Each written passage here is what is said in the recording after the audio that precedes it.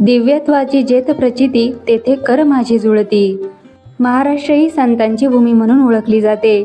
या भूमीमध्ये वारकरी संप्रदायाचा पाया रचण्याचे अद्भुत कार्य निवृत्तीनाथ, ज्ञानदेव, सोपानदेव आणि मुक्ताबाई या 4 भावंडांनी केले.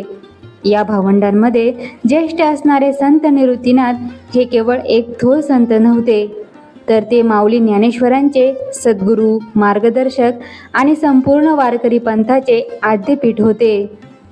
त्यांचा जन्म साधारणपणे शके 1115 इसवी सन 1273 मध्ये आपेगाव येथे झाला.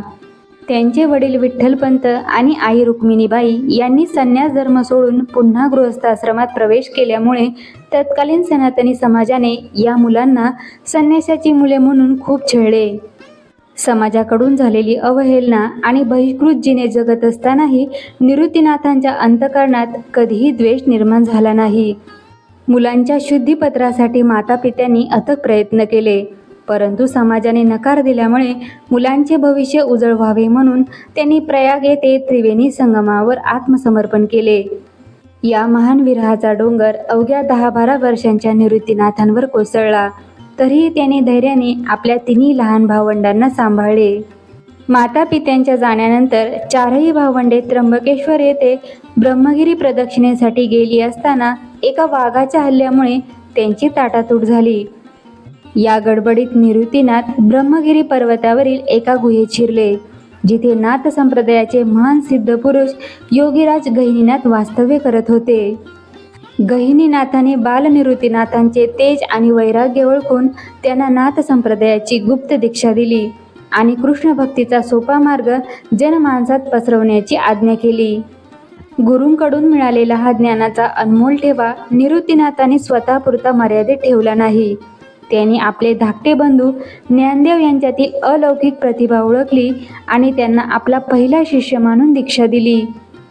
ज्ञानदेव आणि निवृत्तीनाथ यांच्यातील नाते हे निव्वळ भावाभावाचे नसून ते एका ज्येष्ठ गुरु आणि शिष्याचे अद्वैत नाते होते.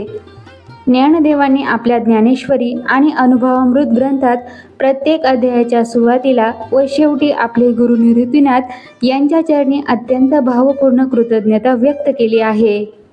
ज्ञानदेवांच्या मते निवृत्तीनाथ हे साक्षात शिवाचे रूप होते. निवृत्तीनाथाने ज्ञानदेवांना लोकभाषेत म्हणजे प्राकृत मराठी भाषेत भगवद्गीतेवर टीका करण्याची प्रेरणा दिली, जेणेकरून आत्मज्ञान अगदी शेवटच्या माणसापर्यंत पोहोचू शकेल. जर निवृत्तीनाथांची दूरदृष्टी आणि सावली लाभली नसती तर जगाला ज्ञानेश्वरीसारखा महान ग्रंथ मिळाला नसता. पैठणच्या पंडितासमोर रेड्याच्या मुखातून वेद बनवून घेण्याचा चमत्कार असो वा 1400 वर्ष जगणाऱ्या चांगदेवांचा गर्वहरण करण्यासाठी भिंत चालवण्याचा प्रसंग असो, या सर्व घटनांमागे निवृत्तीनाथांची शक्ती आणि संकल्प होता. चांगदेवांना चांगदेव 65 लिहून आत्मज्ञान देण्याचे सुचवणारेही निवृत्तीनाथच होते. त्यांनी आपल्या शिष्याला संवादाचे पूर्ण स्वातंत्र्य दिले, ज्यामुळे ज्ञानेश्वरीमध्ये एका अत्यंत सुलभ आणि रसाळ गुरुशिष्याच्या संवादाची निर्मिती झाली. शके 1218 मध्ये अवघ्या 21व्या वर्षी संत ज्ञानेश्वरांनी आळंदी येथे जिवंत समाधी घेण्याचा निर्णय घेतला. आपल्या लाडक्या शिष्याला आणि भावाला डोळ्यादेखत समाधीस्थ होताना पाहणे ज्येष्ठ बंधू म्हणून निवृत्तीनाथांसाठी हृदयद्रावक होते.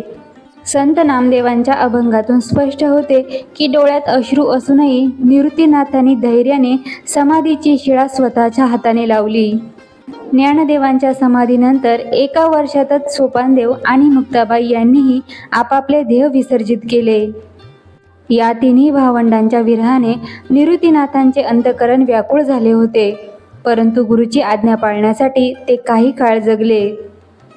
त्यांनी अनाथ झालेल्या वारकरी समाजाला धीर दिला आणि नामदेव महाराजांच्या साथीने भक्तीचा प्रचार चालू ठेवला.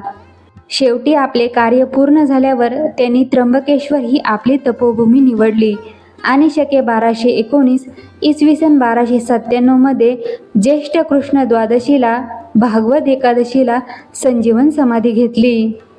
संत निवृत्तीनाथ हे वारकरी संप्रदायाचे मूळ बीज आहेत, ज्यांनी स्वतः मागे राहून आपल्या शिष्याला जगासमोर आणले.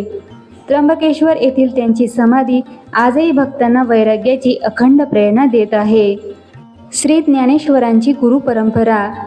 आदिनाथ गुरु सकळ सिद्धांचा, मच्छिंद्र तयाचा दास झाला. मच्छिंद्राने उपदेश गोरक्षासी केला, गोरक्ष ओळला गहिनी प्रती. गहिनी प्रसादे निवृत्ती दातार, ज्ञानदेवा सार चोजविले.